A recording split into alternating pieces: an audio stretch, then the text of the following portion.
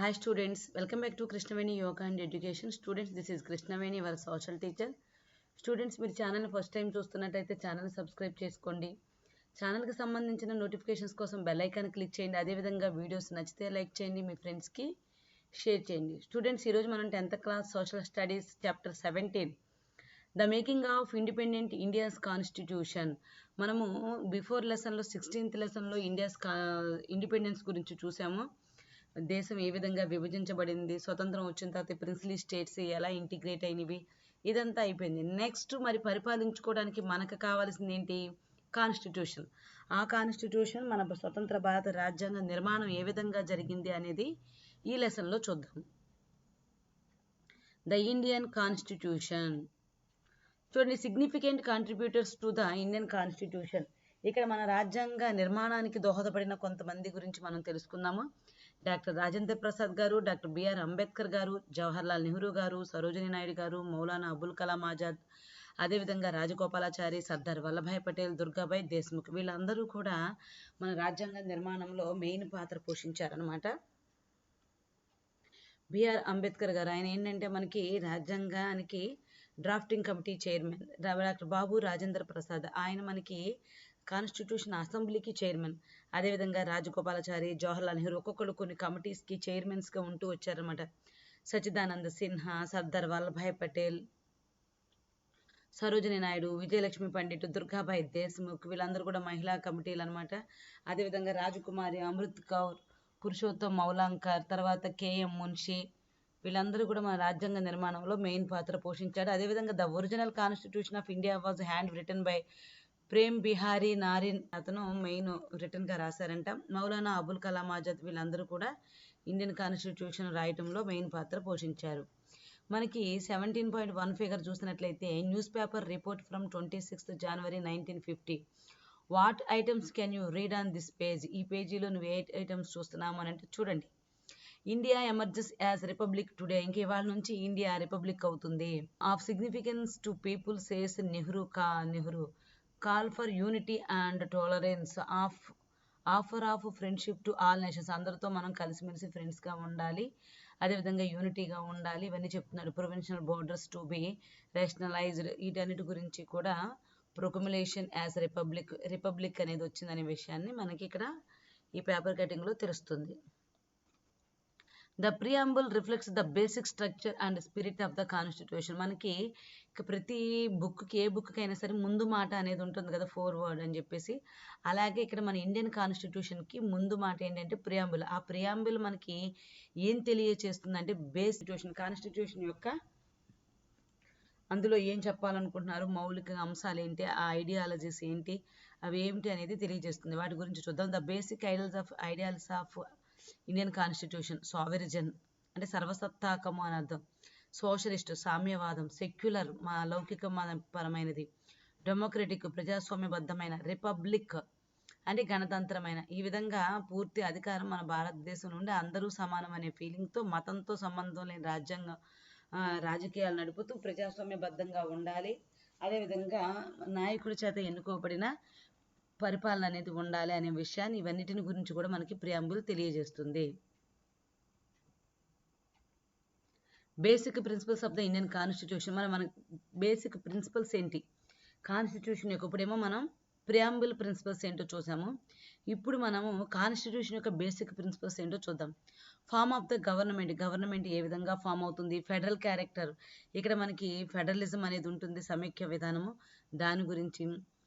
Supremacy of the constitution యొక్క powers అన్నిటికన్నా ఎక్కువ అది ఎలాగో ఉంటుంది. సావర్జినిటీ ఆఫ్ ద నేషన్ యొక్క సర్వసత్తాక అధికారాల గురించి, జాతి యొక్క సర్వసత్తాక అధికారాల గురించి. Provisions for justice and welfare state, ఇక్కడ మనకి న్యాయము, అదేవిధంగా సంక్షేమం, మనకు ఒక రాష్ట్రం ఎలా కల్పిస్తుంది, వీటన్నిటి గురించి కూడా మన ఇండియన్ కాన్స్టిట్యూషన్ తెలియజేస్తుంది అనమాట మనకి. నేపాల్ ఇంటర్మ్ కాన్స్టిట్యూషన్స్ అంటే ఇక్కడ నేపాల్లో మధ్యంతర రాజ్యాంగాన్ని ఒకదాన్ని ప్రవేశపెట్టారు. ఏంటి అని అంటే ఇక్కడ నేపాల్కి స్వాతంత్రం వచ్చినప్పటికీ కూడా దానికి పూర్తిగా ప్రజలు స్వాతంత్రం ఫీల్ అవ్వలేకపోతున్నారు, మళ్ళీ రాచరికం వైపుకి వెళ్ళిపోవడం జరిగింది. ఇలా చేయటం వల్ల ఏమైందంటే నేపాల్లో ఒక ఇంటర్మ్ కాన్స్టిట్యూషన్ అనేదాన్ని ఒకటి నేపాల్లో రచించుకోవడం జరిగింది. With the sovereignty and state authority ఈ inherent people are of Nepal. అంటే ఇక్కడ మేము నేపాల్ ప్రజల యొక్క సర్వసత్తాక ప్రభుత్వ అధికారిక వారసులమైన మేము నేపాల్ ప్రజలము. ఇక్కడ నుంచి మేము ఇంతకాలం నుంచి మేము చేసిన పోరాటాలు ప్రజాస్వామ్యం, ప్రగతి, శాంతి, ప్రగతులకు అనుకూలంగా ఈ యొక్క ప్రజల యొక్క ఇష్టాలను గౌరవిస్తూ ప్రాంతాలు, లింగం, ఇక్కడ జెండర్ మీద మెయిన్ చెప్తుంది నేపాల్ కాన్స్టిట్యూషన్. వీటన్నిటి సమస్యలను పరిష్కరించి రాష్ట్రాన్ని డెవలప్ చేస్తామని మేము ఇక్కడ ప్రతిజ్ఞ చేసుకుంటున్నాము అని చెప్పి, అదేవిధంగా బహుళ పార్టీ విధానము, ప్రజాస్వామ్యం ఉండాలి, పౌరులకు స్వేచ్ఛ, ప్రాథమిక హక్కులు ఇవన్నీ కూడా ఇస్తాము అని చెప్పి, భయం లేని వాతావరణంలో మేము రాజ్యాంగాన్ని రచించుకోవాలి. అప్పటి వరకు ఈ సమైక్య ప్రజాస్వామ్యం ఏదైతే ఉందో గణతంత్ర విధానాన్ని ఫాలో అవటానికి నేపాల్ ఈ ఇంటర్మ్ కాన్స్టిట్యూషన్ మేము ఫాలో అవుతాము. పూర్తిగా కాన్స్టిట్యూషన్ వచ్చే వరకు మేము దీన్నే ఫాలో అవుతామని చెప్తున్నాను. అంటే ఒక మధ్యంతరంగా ఒకటి రచించుకున్నారు. ప్రస్తుతం దీన్ని ఫాలో అవుతాము. నెక్స్ట్ మాకు పూర్తిగా రాజ్యాంగం అమల్లోకి వచ్చిన తర్వాత దాన్ని ఫాలో అవుతాము అన్నట్లుగా నేపాల్ ప్రజలు రాసుకున్నారు. అయితే నేపాల్ ప్రజల యొక్క కాన్స్టిట్యూషన్లో మెయిన్ మనకి టెక్స్ట్ బుక్లో అడిగే క్వశ్చన్స్ ఏంటి అని అంటే, which preamble refers to the word gender. Gender అనే వర్డ్ని ఏ ప్రియాంబుల్ రిఫర్స్ చేస్తుంది అని అంటే నేపాల్. నెక్స్ట్ మనం చూసినట్లయితే జపాన్ కాన్స్టిట్యూషన్, ఇది 1946లో వచ్చిన ప్రియాంబుల్ చూడండి ఒకసారి.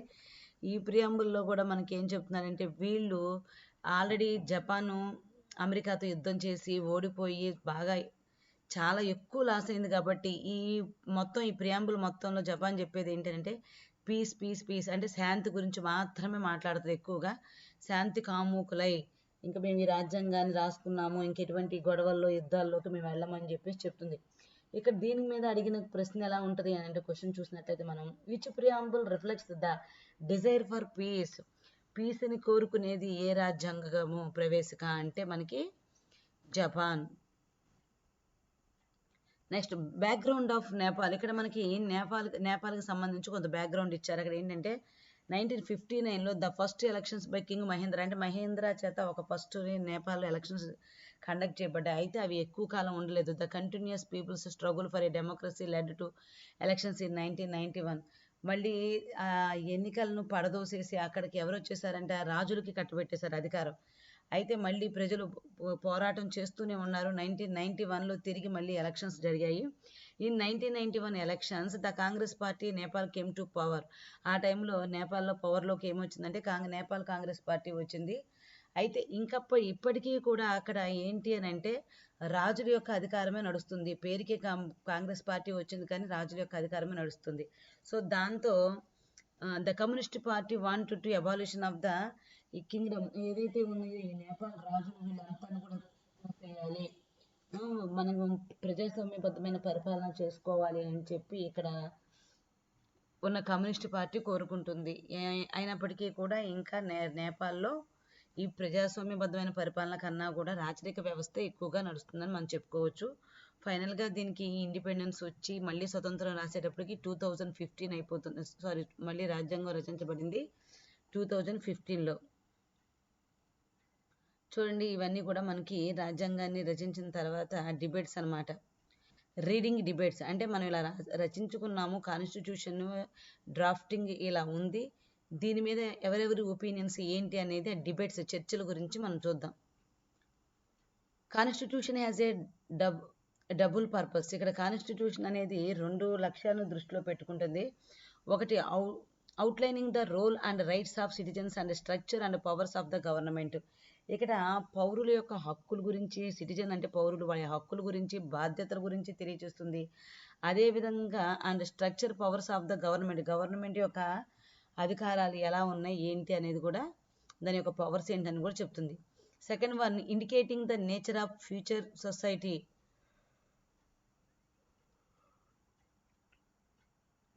Indicating the nature of future society the framework for the future. మన భవిష్యత్తు ఎలా ఉండబోతుంది, మన సమాజంలో మనం ఎలా నిర్మించుకోవాలి సమాజాన్ని, భవిష్యత్తుని అని చెప్పేసి వీటన్నిటి గురించి చెప్తుంది. రెండోది the process of making a constitution. మరి కాన్స్టిట్యూషన్ అసలు ఎట్లా తయారు చేశారు? Through debates, discussions ironing out differences and work out a framework acceptable to all conflicting opinions. అంటే రాజ్యాంగాన్ని రచించడం అనేది ఏమంతా ఈజీగా జరగలేదు. అక్కడ ఉన్న వాళ్ళందరితో చర్చలు చేసి వాదోపవాదాలు, అభిప్రాయ భేదాలు ఇలా రకరకాలుగా వచ్చి పరస్పర విరుద్ధ భావాలతో వాళ్ళందరికీ ఆమోదయోగ్యం అయ్యే విధంగా ఈ చట్టాన్ని అనేది రాజ్యాంగాన్ని రూపొందించడం అనేది జరిగింది. అంటే అప్పటికి స్వాతంత్రం వచ్చింది, మనం రకరకాల భిన్న ప్రజలు ఉన్నారు భారతదేశంలో, వీళ్ళందరికీ అనుకూలంగా ఉండే విధంగా రాజ్యాంగాన్ని రచించడం అనేది ఇక్కడ మెయిన్ కాన్సెప్ట్ అన్నమాట. The making of Indian constitution assembly was formed in 1946. ఇవన్నీ మనకి ఇంపార్టెంట్ పాయింట్స్, ఒకసారి చూడండి. The making of Indian constitution, ఇవన్నీ మనకి ఇంపార్టెంట్ పాయింట్స్ చూడండి. Constituent assembly was formed in 1946. మనకి రాజ్యాంగ సభ అనేది మనకి 1946లో ఫామ్ అయింది. Provinces elected 292, princely states elected 93 members. Provinces అంటే ఏంటంటే పూర్తిగా కంప్లీట్ బ్రిటిష్ వాళ్ళ కంట్రోల్లో ఉన్న స్టేట్స్ ఏవైతే ఉన్నాయో వాటిని ప్రావిన్సెస్ అన్నారు. అక్కడ నుంచి 292 మెంబర్స్ని సెలెక్ట్ చేసుకున్నారు, దీనికి ఎలక్ట్ చేయబడ్డారు అంటే ఎన్నుకోబడ్డారు. అదేవిధంగా ప్రిన్స్లీ స్టేట్స్ కూడా 550 ఉన్నాయని మనం అనుకున్నాం కదా, వాటి నుంచి కూడా ఒక 93 మెంబర్స్ని ఎలక్ట్ చేశారనమాట, అంటే ఎన్నుకున్నారు. దేనికి? కాన్స్టిట్యూషన్ అసెంబ్లీకి రాయటానికి అనమాట. 26 వీళ్ళల్లో 26 ఎస్సీస్ కూడా ఉన్నారు, 9 ఉమెన్ ఉన్నారు. కాంగ్రెస్ నుంచి వచ్చిన ఈ constituent assembly members 69%, 10% only vote in the provincial elections then. అలాగే ప్రొవిన్షియల్ ఎలక్షన్ నుంచి ఒక 10% మాత్రమే వచ్చారనమాట. Next, Jawaharlal Nehru made the significant statement in the assembly on 13th December. ఈ 13th December ఈయన మనకి ఎవరైతే ఉన్నారో జవహర్లాల్ నెహ్రూ ప్రైమ్ మినిస్టర్ కదా, ఆయన ఈ కాన్స్టిట్యూషన్ అసెంబ్లీని ఉద్దేశించి మాట్లాడారనమాట. చూడండి, ఇక్కడ మనకి 2 పిక్చర్స్ ఉన్నాయి. ఇందులో ఒకటి ఏంటంటే ఈక్వాలిటీ, రెండోది జస్టిస్. ముగ్గురికి సమానంగా ట్రేలు వేశారు కానీ న్యాయం జరగలేదు. అక్కడ హైట్గా ఉన్నవాడికి ఇంకా హైట్ పెరిగింది కానీ చిన్న బాబుకి అయితే హైట్ పెరగలేదు. అంటే ఇక్కడ ఏంటి, తను చూడలేకపోతున్నాడు అక్కడ మ్యాచ్. అంటే ఇక్కడ ఈక్వాలిటీ ఉండాలి, దాంతోపాటు జస్టిస్, అది సమానత్వం ఎలా ఉండాలి, న్యాయబద్ధంగా ఉండాలి. మనం పక్క పిక్చర్ చూసినట్లయితే తన ట్రే తనకి చిన్న బాబుకి ఇచ్చేసేటప్పటికి ఏమైంది, ఇక్కడ సమానత్వం అనేది పెరిగింది. సో మనకి ఇక్కడ సమానత్వం గురించి మనం చూస్తున్నాం అనమాట. సమానత్వం ఉండాలి, న్యాయం కూడా ఉండాలి. సమానత్వంతో కూడి న్యాయం అనేది మన రాజ్యాంగం యొక్క మెయిన్ ఎయిమ్. చూడండి next, a drafting committee was set up under the chairmanship of doctor BR Ambedkar and its task was to prepare the final draft taking an account all view points. ఇక్కడ మనకి drafting committee was set up under the chairmanship of, ఎవరి చైర్మన్? Drafting committee అంటే రచనా సంఘానికి ఈ doctor BR Ambedkar గారు చైర్మన్గా ఉండి, and its task was to prepare the final draft. Okay, మేము ఫైనల్ డ్రాఫ్ట్ని ప్రిపేర్ చేసాం. And taking an account all view points, ఇక్కడ మనం ఒక పాయింట్ ఆఫ్ వ్యూలో వాటన్నిటిని గురించి కూడా డిస్కస్ చేద్దామా అని చెప్పేసి అనుకున్నారు.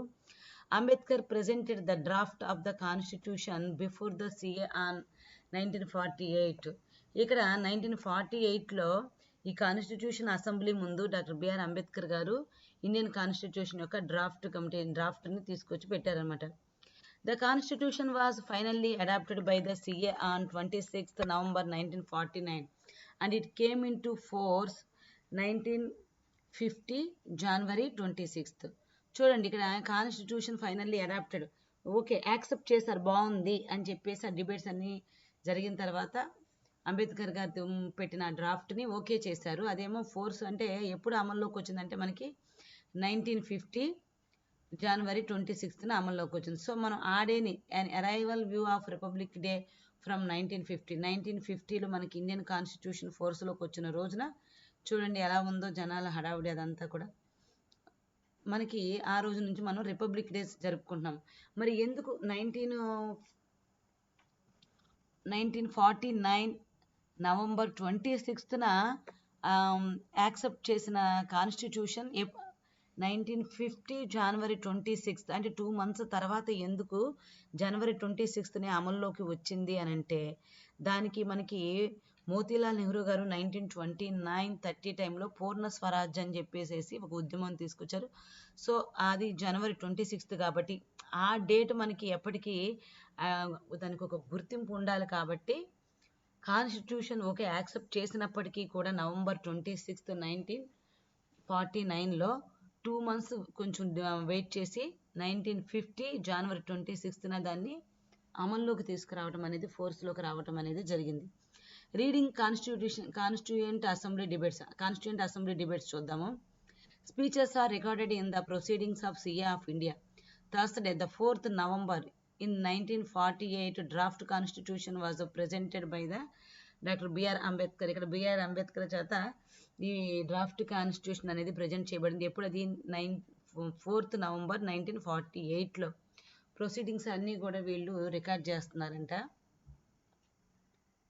The Constituent Assembly directed to take information from the Government of Indian Act 1935. ఇక్కడ మనకి గవర్నమెంట్ ఆఫ్ ఇండియన్ యాక్ట్ నుంచి ఈ కాన్స్టిట్యూషన్ రాయబడింది అని చెప్పేసి అంటున్నారు. The draft constitution contains 315 articles and 8 schedules. It is so bulky. చూడండి, మనకి మన రాజ్యాంగం అనేది చాలా పెద్దది. మనకి 315 ఆర్టికల్స్ ఉన్నాయి అందులో. అదేవిధంగా 8 షెడ్యూల్స్ ఉన్నాయి. ఎప్పుడు కాన్స్టిట్యూషన్ అసెంబ్లీ డ్రాఫ్ట్ కాన్స్టిట్యూషన్ రాసినప్పుడు. మరి ప్రజెంట్ పరిస్థితి అయితే మనకి ఇంకా చాలా ఎక్కువే ఉన్నాయి. 448 దాకా ఉన్నాయి. చూద్దాం. ప్రజెంట్ కాన్స్టిట్యూషన్ ఆర్టికల్స్ వచ్చేటప్పటికి 448, షెడ్యూల్స్ వచ్చేటప్పటికి 12, పార్ట్స్ వచ్చేటప్పటికి 22, అమెండ్మెంట్స్ 120. అదే ఫస్ట్ కాన్స్టిట్యూషన్ టైంలో చూసినట్లయితే ఆర్టికల్స్ 315, షెడ్యూల్స్ 8 మాత్రమే ఉండేవి. ఇప్పుడు 448 ఆర్టికల్స్, షెడ్యూల్స్ వచ్చేటప్పటికి 12, అంటే 4 షెడ్యూల్స్ పెరిగినాయి. అమెండ్మెంట్స్ అంటే సవరణలు. ఒకసారి కాన్స్టిట్యూషన్ రచించిన తర్వాత కొన్ని మార్పులు చేర్పులు చేస్తూ ఉంటారు. ఆ అమెండ్మెంట్స్ 120 ఇప్పటి వరకు జరిగినాయి అంట. అదేవిధంగా పార్ట్స్ వచ్చేటప్పటికి దీంట్లో 22 పార్ట్స్ ఉన్నాయి. The constitution today. Parliamentary system. ఈ కాన్స్టిట్యూషన్ గురించి చెబుతూ అంబేద్కర్ చెప్పిన విషయాల్లో మెయిన్ పాయింట్ ఏంటి అని అంటే, ఎవరైనా the head of the India is called the president of the union. ఎవరైనా సరే రాజ్యాంగం ముందు పెట్టినప్పుడు అది ఎలాంటి టైప్ ఆఫ్ కాన్స్టిట్యూషను, అదేవిధంగా అందులో ఏం చెబుతుంది అని చెప్పేసి మెయిన్ క్వశ్చన్ ఎవరైనా అడుగుతారు అని చెప్పి ఇక్కడ మనకి అంబేద్కర్ గారు చెప్తారు. ఆ కాపీ ముందు పెడితే ఏమంటారంటే, ఎవరైనా సరే what is the form of the constitution, అదేవిధంగా what is the form of government that is envisaged in the constitution. ఎలాంటి గవర్నమెంట్ గురించి చెప్తుంది మన కాన్స్టిట్యూషన్. అదేవిధంగా what is the form of the constitution కూడా ఏ విధంగా ఫ్రేమ్ చేశారు అనే విషయం గురించి చెప్పినప్పుడు ఇక్కడ మనకి పార్లమెంటరీ సిస్టమ్ అనే దాన్ని చెప్తున్నారు. ఇక్కడ the head of the India is called the president of the union. మనకి హెడ్ ఆఫ్ ద ఇండియా ఎవరు? ఫస్ట్ పర్సన్ అంటాం కదా మనం. ఫస్ట్ సిటిజన్ ఆఫ్ ఇండియా వచ్చేటప్పటికి ద ప్రెసిడెంట్ ఆఫ్ ఇండియా అనమాట. The title of president of the union and federalism taken from USA. USA అంటే America నుంచి ఈ ఫెడరలిజం అనే భాగాన్ని, ఈ ఫెడరలిజం అనే విధానాన్ని తీసుకోవడం జరిగింది. అమెరికాలో ప్రెసిడెంట్ ఏ విధంగా మెయిన్ హెడ్, ఇలా ఇక్కడ కూడా ప్రెసిడెంట్ అనే వ్యక్తి ఉండాలని చెప్పేసి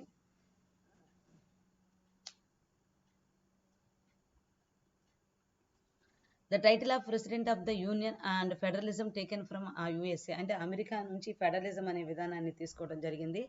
అక్కడ ప్రెసిడెంట్కి మొత్తం అధికారం అంతా కూడా ప్రెసిడెంట్ చేతిలోనే ఉంటుంది. సో అమెరికా రాజ్యాంగం నుంచి ఈ విషయాన్ని దృష్టిలో పెట్టుకొని తీసుకున్నారు. అయితే మనకి ఇక్కడ అమెరికన్ రాజ్యాంగంకి మనకి డిఫరెన్స్ ఏంటి అని అంటే, the American form of government is called the presidential system of government. అమెరికాలో ప్రెసిడెంట్కి మెయిన్ అధ్యక్ష వ్యవస్థ ప్రభుత్వం అంటారు దాన్ని.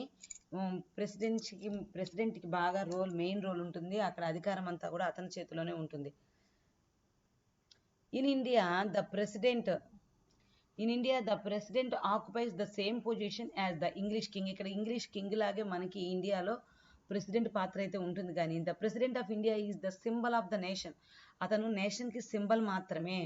The president of the Indian union will be generally bound by the advise of his ministers. అతను ఏంటంటే మినిస్టర్ చెప్పిన మాటకి కట్టుబడి ఉండాలి. తన యొక్క పూర్తి అధికారం అనేది ఇక్కడ లేదు. అతని యొక్క రాజ్యానికి ప్రతీక మాత్రమే. జాతికి ప్రతీక అంటే తన యొక్క సంతకాలు అవసరం కానీ నామమాత్రపు అధికారాలే ఉంటాయి కానీ పూర్తి అధికారాలు అనేవి పార్లమెంటరీకి సంబంధించిన మినిస్టర్స్కే ఉంటాయి.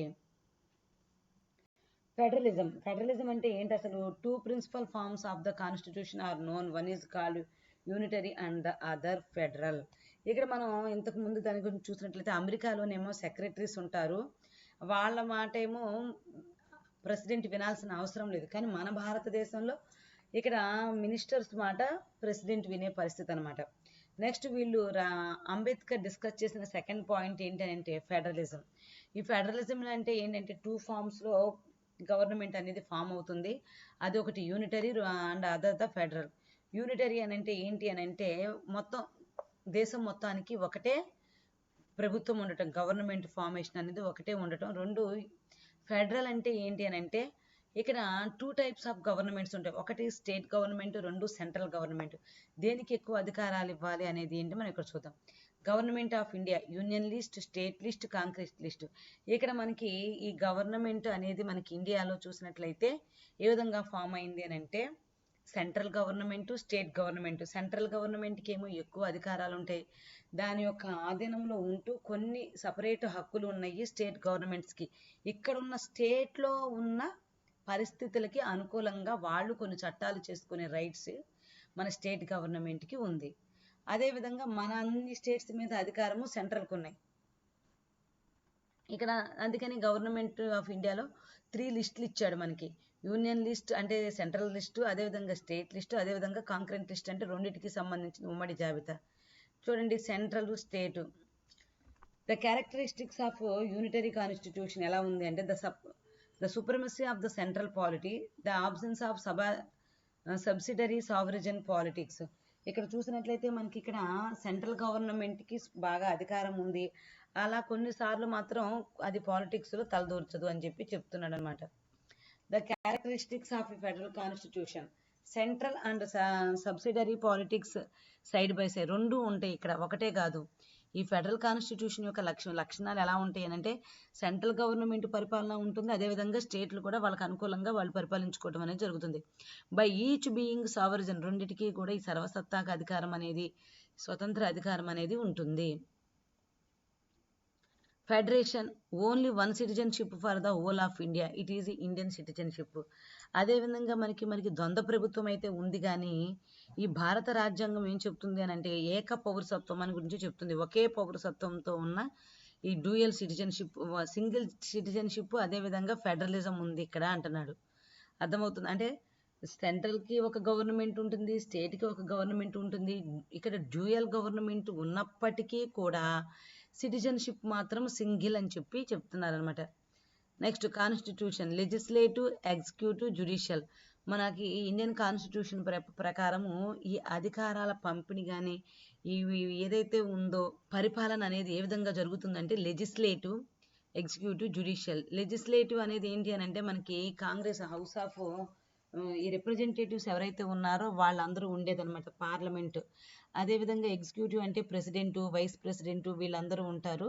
నెక్స్ట్ జ్యుడిషియల్ అంటే సుప్రీం కోర్టు, హైకోర్టు ఇవన్నీ ఉంటాయి అన్నమాట. In the US the federal judiciary and the state judiciary are ఇక్కడ డిఫరెంట్, వేరు సపరేట్.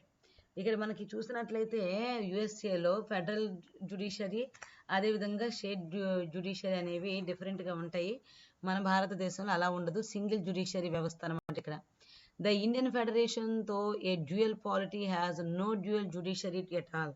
అయితే ఇక్కడ సెంట్రల్ గవర్నమెంట్, స్టేట్ గవర్నమెంట్ అనేవి 2 రకాల ప్రభుత్వాలు ఉన్నప్పటికీ సిటిజన్షిప్ ఒకటే అంటున్నాడు, అదేవిధంగా జ్యుడిషియరీ కూడా ఒక్కటే అంటున్నాడు.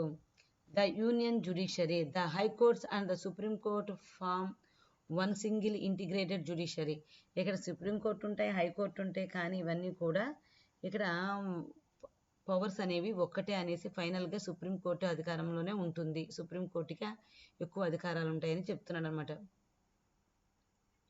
Powers are divided into central list, state list and concurrent list. ఇక్కడ పవర్స్ అనేవి 3 లిస్టులుగా డివైడ్ చేయబడ్డాయి. గవర్నమెంట్ ఆఫ్ ఇండియాలో union list, state list, concurrent list అని చెప్పేసి. యూనియన్ లిస్ట్ అంటే ఇక్కడ మనం చూసుకున్నట్లయితే మెయిన్ కొన్ని కీలకమైన పదవులు కానీ కీలకమైన పవర్స్ అంటే మనం చెప్పుకోవచ్చు డిఫెన్స్ సంబంధించి, అదేవిధంగా రైల్వే, పోస్టల్, బ్యాంక్స్ ఇవన్నీ కూడా యూనియన్ లిస్ట్లో ఉంటాయి. స్టేట్ లిస్ట్ అంటే ఏ స్టేట్కి ఆ స్టేట్కి వాళ్ళకి అనుకూలంగా ఉండే విధంగా పోలీస్ కానీ, అదేవిధంగా సెక్యూరిటీ, ఇంకొకటి వచ్చేటప్పటికి రెవెన్యూ వచ్చేటప్పటికి రెవెన్యూ, ఎలక్ట్రిసిటీ ఇవన్నీ ప్రతి ఒక్క స్టేట్కి వాళ్ళకి అనుకూలంగా ఉంటాయి. కాంక్రీట్ లిస్టు అంటే ఏంటంటే ఇక్కడ మనకి ఈ రెండిటి యొక్క అధికారం ఉండేవి. Only the central government can make laws only the central government can make laws on the central list. Central list అంటే సెంట్రల్ గవర్నమెంట్ మాత్రమే ఇక్కడ లాస్ చట్టాలు చేస్తుంది. Only the state government can make the laws on the state list. State లిస్ట్లోనేమో రాష్ట్ర జాబితాలోనేమో only states మాత్రమే చట్టాలు చేయగలవు. Both the central and the state government can make laws on the concrete list. Concrete list అంటే ఏంటి? ఇక్కడ both the central and the state government రెండు కూడా చట్టాలు చేయగలవు. In case where A state makes a law contradictory only the central law bill will be valid. ఇక్కడ రెండు రకాలుగా ఉన్నాయి. ఒక స్టేట్లో ఒక లా చట్టం చేయబడింది, అదేవిధంగా సెంట్రల్ గవర్నమెంట్ కూడా చట్టం చేయబడింది. అయితే ఈ రెండింటికి మధ్య విభేదం ఏదన్నా ఉండి వివాదాస్పదంగా ఉంటే సెంట్రల్ లా అనేది మెయిన్ మనం వ్యాలిడ్గా వస్తుంది.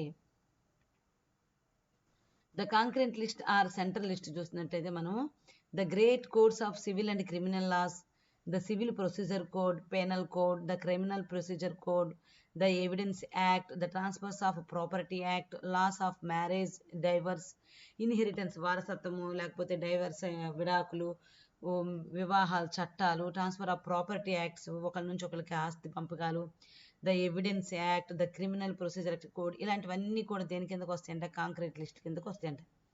Examples are critiquing in a అంటే క్రిటిసైజింగ్ అనమాట. క్రిటికింగ్ ఇన్ సిఏ డిబేట్స్ అంటే కాన్స్టిట్యూషన్ యొక్క ఈ చర్చలు జరిగినప్పుడు విమర్శలు ఏ విధంగా ఉన్నాయి డిబేట్స్ అనేది చూద్దాము. ఇక్కడ ఈయన పేరు మౌలానా హజరత్ మహన్. ఈయన ఏమని క్రిటిసైజ్ చేశాడంటే కాన్స్టిట్యూషన్ని criticised that constitution is merely a copy of the 1935 act. మనకి 1935లో ఒక యాక్ట్ వచ్చింది మనకి ఇండియా స్వాతంత్రానికి ముందు. అయితే ఆ యాక్ట్ యొక్క సేమ్ డిటో కాపీ లాగే ఉంది రాజ్యాంగం అని చెప్పి ఆయన ఎవరంటే Maulana Hasrat Mohani. Next the power should be decentralised, ignored the centrally of villages, Damodar Swarup Seth. అంటే ఇక్కడ ఏమంటున్నాడంటే పవర్స్ విలేజెస్కి మెయిన్ ఇవ్వలేదు అని చెప్పి సెంట్రల్కి ఎక్కువ అధికారం ఉంది అని చెప్పేసి దామోదర స్వరూప్ సేత్ చెప్తున్నారు. అదేవిధంగా ఈ దామోదర స్వరూప్ సేత్ సోషలిస్ట్ అనమాట. ఈయన ఏమంటున్నాడంటే కొత్తగా సోషలిజం భావాలు వచ్చిన సోవియట్ యూనియన్ లాంటి రాజ్యాంగాల నుంచి ఏమీ తీసుకోలేదని కూడా చెప్తారనమాట. Example of debates on fundamental rights. Fundamental rights సంబంధించి కూడా ఇక్కడ కొన్ని డిబేట్స్ జరిగినాయి. వాటిని కరెక్ట్గా ఫాలో అవ్వట్లేదు. మరి అసలు ఏది ఫండమెంటల్ రైట్ ఏంటి అనే దాని మీద కూడా జరిగినాయి. Unless we can do away with the cast system all together with the preamble of untouchability. మరి ఫండమెంటల్ రైట్స్ చెప్పినట్టు అన్టచబిలిటీ అనేది ఉండకూడదని చెప్తున్నారు కదా. అసలు ముందు అన్టచబిలిటీ ఉండకూడదు అని అంటే మనం ఇక్కడ తీసేయాల్సింది క్యాస్ట్ సిస్టమ్ అని చెప్పే ఆ ప్రాబ్లం తీయాలి అనేసి డాక్టర్ ప్రమోద్ రంజన్ ఠాకూర్ చెప్తున్నారు అనమాట.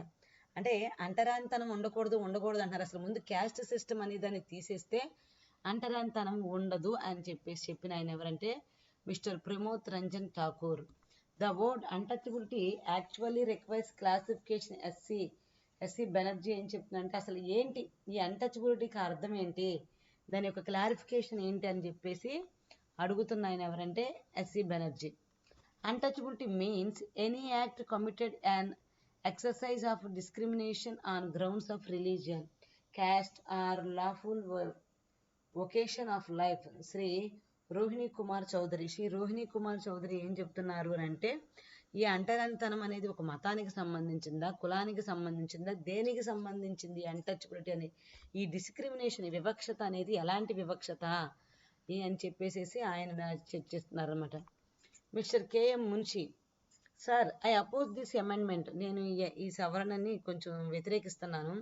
The definition is so worded that if it is accepted it will make any discrimination even on the ground of place of birth or caste untouchability.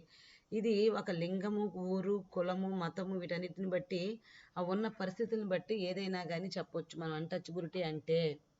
ఒక కులానికి సంబంధించింది, లేదా ఒక మతానికి సంబంధించింది, ఒక లింగానికి సంబంధించింది, ఒక ఊరు, ఒక ప్లేస్కి సంబంధించింది అని మనం చెప్పలేము. అక్కడ ఉన్న పరిస్థితిని బట్టి దేనికైతే దానికి సంబంధించింది అని చెప్పి ఒక్కొక్కరు ఒక్కొక్కలా చెప్తున్నారు అనమాట. Untouchability will very difficult for the judge to decide cases. కొన్ని కేసుల్లో ఈ అన్టచబిలిటీ అనే దాన్ని డిసైడ్ చేసి చెప్పడం కూడా జడ్జిలకే కష్టమవుతుంది. ఎవరు చెప్తున్నారు అన్నమాట? మిస్టర్ ధీరేంద్రనాథ్ దత్తా చెప్తున్నారు అనమాట.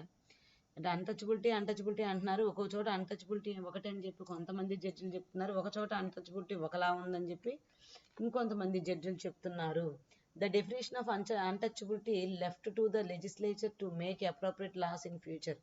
ఇక్కడ మనకి దీనికి సంబంధించి భవిష్యత్తులో ఏమన్నా కరెక్ట్గా ఒక చట్టం అన్న ఏదైనా వస్తేనే కానీ, వివరణ అయితే మాత్రం కరెక్ట్గా లేదు, ఒక్కొక్కరికి ఎవరికి అనుకూలమైన దాన్ని అది అన్టచబిలిటీగా వాళ్ళు చెప్తున్నారు అని చెప్తున్నారు అనమాట. ఇక్కడ కాన్స్టిట్యూషన్ అండ్ సోషల్ ఇంజనీరింగ్ అంటే రాజ్యాంగము మరియు సామాజిక నిర్మాణము. మనకి కాన్స్టిట్యూషన్ అయితే వచ్చింది, మరి సొసైటీలో ఏ విధమైన మార్పులు వచ్చినాయని చూద్దాం. The constitution provides a number of special measures to protect the interest of ఎస్సీస్ అండ్ ఎస్టీస్. అంటే ఇక్కడ సమానత్వం అన్ని చోట్ల ఇవ్వాలని చెబుతుంది. అదేవిధంగా వీళ్ళని సమాజంలో వీళ్ళు ముందుకు తీసుకురావాలి. ఎస్సీ ఎస్టీలు అంటే వీళ్ళకు కొన్ని స్పెషల్ అవకాశాలని కల్పించడం అనేది జరిగిందనమాట. సో దవే reservations. Laws can be made with the approval legislative houses. Amending the articles can be initiated only by the parliament. ఇక్కడ కొన్ని సవరణలు చేశారు. పార్లమెంట్కి రాజ్యాంగాన్ని సవరించే హక్కు ఉంటుంది అని చెప్పేసి ఇక్కడ మనకి చెప్తున్నారు అనమాట. Next, constitution amendment needs the approval of 2/3 members in both the houses of parliament, Rajya Sabha and Lok Sabha. ఇక్కడ మనకి పార్లమెంట్లో 2 హౌసెస్ ఉంటాయి, అది ఒకటి రాజ్యసభ, 2 లోక్సభ. ఈ రెండిట్లో కూడా 2/3 ఆఫ్ పీపుల్ యాక్సెప్ట్ చేస్తేనే ఆ అమెండ్మెంట్ అనేది జరుగుతుంది. కాన్స్టిట్యూషన్ యొక్క సవరణలు అనేవి జరగాలి అని అంటే పార్లమెంట్లో 2 హౌసెస్లో కూడా 2/3 మెంబర్స్ యాక్సెప్ట్ చేయాలి. అదేవిధంగా మామూలుగా ఏదన్నా ఒక బిల్లుని చట్టం చేయాలి అని అంటే, లాగా అమల్లోకి రావాలి అని అంటే 1/2% యాక్సెప్ట్ చేస్తే సరిపోద్ది. కానీ కాన్స్టిట్యూషన్లో చేంజెస్ చేయాలంటే 2/3 మెంబర్స్ యాక్సెప్ట్ చేయాలన్నమాట. Some articles may be amended only with the acceptance from the state legislature. కొన్ని ఆర్టికల్స్ అనేవి స్టేట్ లెజిస్లేచర్ ద్వారా యాక్సెప్టబుల్ అవుతున్నాయి. The president of the country also approves the new amendment bill. ఇక్కడ president కూడా new amendment బిల్ని approve చేయొచ్చే అవకాశం ఉంది. Next, major changes in the constitution were the inclusion of 2 words into the preamble of the constitution. ఇక్కడ మనకి 1980s, 1974, 70s and 76 ఆ టైంలో ఈ ఇండియన్ కాన్స్టిట్యూషన్ ప్రియాంబుల్కి కూడా ఈ సవరణ అనేవి జరిగాయి. అందులో కాన్స్టిట్యూషన్ ఏమి యాడ్ చేసింది అని అంటే సెక్యులర్ అండ్ సోషలిస్ట్ అనే 2 wordsని ఇండియన్ కాన్స్టిట్యూషన్ యాడ్ చేసింది అనమాట. అయితే the second major event in the life of Indian constitution has been Supreme Court judgement popularly known as Kesavananda Bharati case. ఇక్కడ కేశవానంద భారతి కేసుగా ప్రాచుర్యం పొందింది. ఒకటి భారత రాజ్యాంగ చరిత్రలో రెండో ముఖ్యమైన ఘట్టం అనమాట. అది సుప్రీంకోర్టు తీర్పు. ఇక్కడ ఈ తీర్పులో ఏంటి అని అంటే ప్రాథమిక హక్కులు సుప్రీంకోర్టు కేశవానంద భారతి కోర్టులో కేసులో తీర్పు ఏమిచ్చింది అని అంటే ప్రాథమిక హక్కుల్ని మనం ఎక్కువగా మార్చకూడదు. అదేవిధంగా దేశ మనుగడకు అవసరమైన విషయాలు ఏమైనా ఉంటే వాటిని మాత్రమే మనం చేంజెస్ చేయొచ్చు. అంతేగాని కొన్ని విషయాలు రాజ్యాంగం స్ట్రాంగ్గా ఉండాలి, ప్రతి చిన్న విషయాన్ని చేంజెస్ చేయకూడదు అనే విషయాన్ని చెప్తుంది. అయితే మనకి ఏ విధంగా చూసినప్పటికీ కూడా అమెండ్మెంట్స్ అనేవి ఈ బుక్ ప్రచురించినప్పటికీ 2014కి 99 అమెండ్మెంట్స్ జరిగినవి. 2013 లోపు ప్రజెంట్ చూసుకున్నట్లయితే 120 అమెండ్మెంట్స్ జరిగాయి. అయితే ఎక్కువ అమెండ్మెంట్స్ ఏ ఇయర్లో జరిగిందంటే 1971 to 80, 81 to 90 సమయంలో కాన్స్టిట్యూషన్ అమెండ్మెంట్స్ అనేవి ఎక్కువగా జరిగాయి. ఓకే స్టూడెంట్స్, చూసారుగా మనకి ఈ లెసన్లో ఇండియన్ కాన్స్టిట్యూషన్ యొక్క అసెంబ్లీ ఏ విధంగా ఫామ్ అయింది, ఆ కాన్స్టిట్యూషన్ రాయటంలో ఎవరెవరు మెయిన్ రోల్ పోషించారు, అదేవిధంగా కాన్స్టిట్యూషన్ అసెంబ్లీ, దాంట్లో మెంబర్స్ ఎవరెవరు ఉన్నారు, అంతేకాకుండా నేపాల్ కాన్స్టిట్యూషన్ ఎలా ఉంది, ఇంటర్మ్ నేపాల్ కాన్స్టిట్యూషన్ ఏ విషయాన్ని చెప్తుంది, జపాన్ యొక్క కాన్స్టిట్యూషన్ ఏంటి, ఇవన్నిటి గురించి కూడా మనం చూసాము. అదేవిధంగా ఇండియన్ కాన్స్టిట్యూషన్ అంబేద్కర్ గారు ఆ డెబిట్స్ చర్చించడం, అదేవిధంగా దీని మీద వచ్చిన విమర్శలు, మెయిన్ పాయింట్స్ ఇంకా చూసుకున్నట్లయితే ఇక్కడ పార్లమెంటరీ టైప్ ఆఫ్ గవర్నమెంట్ ఉందనే విషయము, అదేవిధంగా ఫెడరల్ ప్రభుత్వం ఉందనే విషయాన్ని మనం ఇవన్నీ కూడా ఈ లెసన్ నుంచి తెలుసుకున్నాము. Okay students, thank you, bye.